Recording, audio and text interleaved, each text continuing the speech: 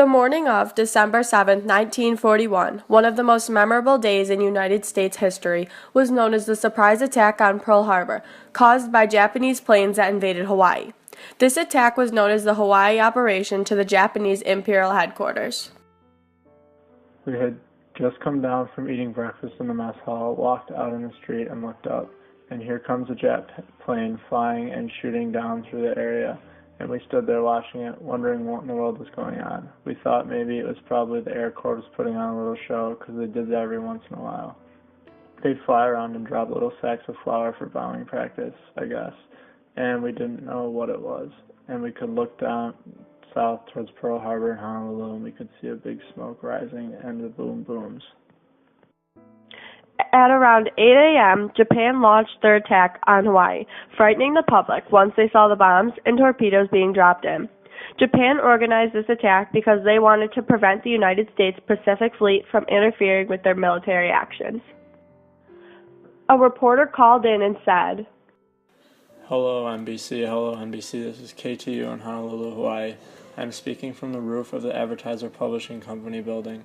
We have witnessed this morning the distant view, a brief full battle of Pearl Harbor, and the severe bombing of Pearl Harbor by enemy planes, undoubtedly Japanese. The city of Honolulu has also been attacked and considerable damage has been done. The battle has been going for nearly 3 hours. One of the bombs dropped within 50 feet of the KTU tower. It is no joke. It is a real war. The public of Honolulu has been advised to keep in their homes and away from the Army and Navy. There has been serious fighting going on in the air and in the sea. The heavy shooting seems to be a little interruption. We cannot estimate how much damage has been done, but it has been a very severe attack. The Navy and Army appear now to have the air and sea under control. The attack ended up being a huge success for the Japanese and led to them conquering Hong Kong, Singapore, Burma, the Philippines, and New Guinea. Pearl Harbor was one of the most costliest disasters in United States history. The attack was only 90 minutes, but it had such a drastic effect on America. The Japanese invaded this base with 353 planes, bombs, and torpedo planes, and all 8 of the United States ships were damaged and 4 of them ended up sinking. They also destroyed the United States aircraft, killing 2,403 Americans and injuring another 1,178, while the Japanese only lost 64 men. All mankind longs for peace, he went on, but peace cannot endure unless nations have their proper places, said the foreign minister of Japan. Every nation wants peace, however, it might not come easy to them. This battle was the leading cause for the United States to enter in World War II in both Pacific and Eastern theaters. The United States was close before the attack happened, but the Japanese destroying Pearl Harbor aggravated the Americans, causing them to declare war on Japan. After this attack occurred, 15 Medals of Honor, 53 Silver Stars, 4 Distinguished Service Crosses, 3 Bronze Star Medals, and 51 Navy Crosses were given out to the servicemen of America who fought in combat during this attack. Military awards were eventually given as well to the veterans of this tragic event.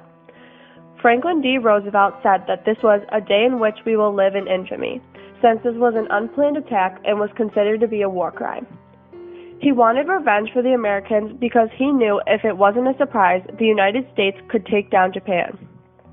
The next day, Roosevelt declared war on Japan, and since Germany and Italy were part of the Tripartite Pact with Japan, they declared war on the United States. This pact stated that they would attempt to limit the U.S. intervening with any of these 3 nations. The attack on Pearl Harbor shocked the Allies in the Pacific theater. The people feared what would happen next because they knew that the safety of the Pacific was in danger.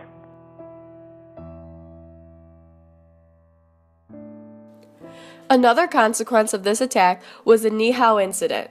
Officer Shigenori Nishikawa was flying a damaged plane that ended up crashing on a nearby island of Niihau. On the island was a native Hawaiian who took the officer's maps and documents because he knew about the tension between the United States and Japan, but was unaware that there was any attack. In an attempt to obtain the documents back, Nishikawa was killed and a Hawaiian citizen was injured while a collaborator committed suicide. This caused the Japanese American residents to be relocated to internment camps because the United States believed that none of them could be trusted. After this incident, there were 110,000 Japanese Americans who were put in these camps.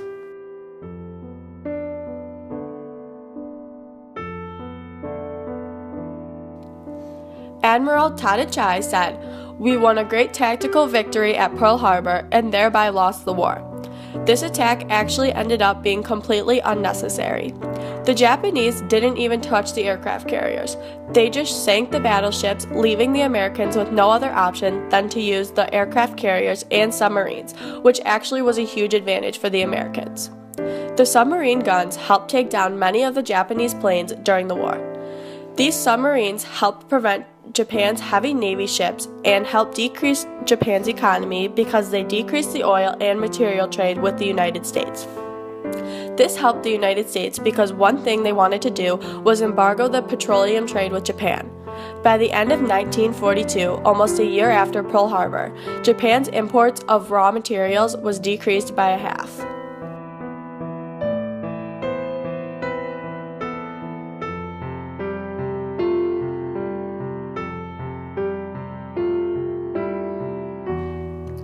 Today, there are many people who visit Pearl Harbor to see the memorial. December 7th is now known as Pearl Harbor Day, a day in which we remember those who have died in battle. There are many memorial ceremonies held in honor of the men who have died, and many veterans attend in order to show respect.